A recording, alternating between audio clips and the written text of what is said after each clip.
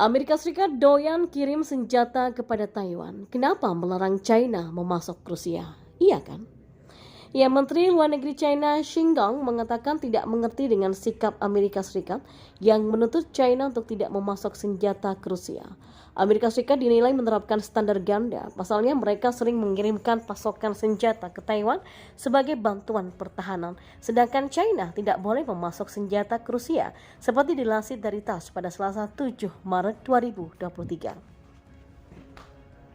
Qin Gang mengatakan itu dalam konferensi pers tahunan di sela-sela Kongres Rakyat Nasional Sidang Parlemen pada Selasa 7 Maret 2023.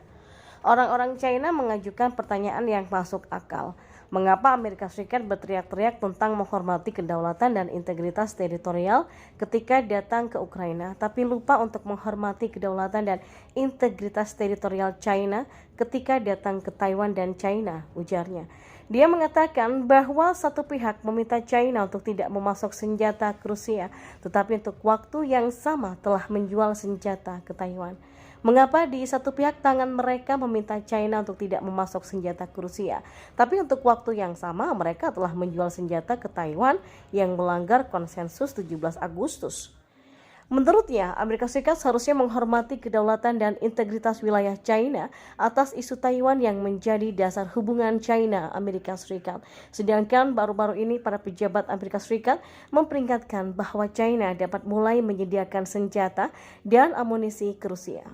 Kanselir Jerman Olaf Scholz mengatakan akan ada konsekuensi jika China mengirimkan senjata ke Rusia untuk dipergunakan dalam perang di Ukraina. Dia menyatakan cukup optimistis bahwa China akan menahan diri untuk tidak memasok senjata ke Rusia. Kremlin tanggapi China, Amerika Serikat adalah tangan gaib di Ukraina. Ya, Rusia meyakini Menteri Luar Negeri China Qin Gang bercanda ketika menyampaikan soal tangan gaib biang kerok perang Ukraina. Namun Kremlin mengatakan bahwa Amerika Serikat adalah pihak yang mengemudikan perang di Ukraina. Di sini kita mungkin tidak setuju dengan rekan-rekan China kita. Ini tentu saja sebuah lelucon.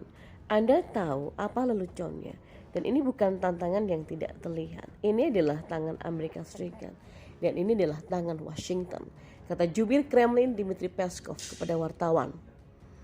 Washington tidak ingin perang ini berakhir. Washington ingin sedang melakukan segalanya untuk melanjutkan perang ini. Dan ini adalah tangan yang terlihat, ujarnya menambahkan. Peskov mengatakan, Moskow memperhatikan rencana perdamaian 12 poin untuk Ukraina yang diterbitkan Beijing pada bulan lalu dan menyoroti peran penting China dalam peta kekuatan dunia. Sebelumnya, Qin mengatakan krisis Ukraina tampaknya didorong oleh tangan gaib yang memperluas dan meningkatkan konflik. Dia menyebut tangan tak terlihat itu menggunakan Ukraina untuk melayani agenda geopolitik tertentu. Moskow telah berulang kali menyatakan bahwa Amerika Serikat dan sekutunya menggunakan Ukraina untuk berperang melawannya. Narasi itu ditolak oleh Kiev dan juga Barat. Barat meyakini Ukraina berjuang untuk bertahan hidup melawan perampasan tanah kekaisaran Rusia. Mengacu pada inisiatif gencatan senjata China yang diumumkan pada bulan lalu, Peskov mengatakan Moskow terus berhubungan dengan Beijing. Negara besar, raksasa, kuat dan berwibawa seperti China tidak bisa gagal untuk memiliki suaranya sendiri dalam masalah-masalah yang menjadi agenda dunia, kata Peskov. Kami sangat memperhatikan semua ide yang kami dengar dari rekan-rekan kami di Beijing. Beijing dan Moskow mendeklarasikan kemitraan tanpa batas sebulan sebelum Rusia menginvasi Ukraina. Walau dalam beberapa waktu terakhir menyerukan perlu adanya perundingan damai, China menolak untuk mengecam invasi Rusia ke Ukraina.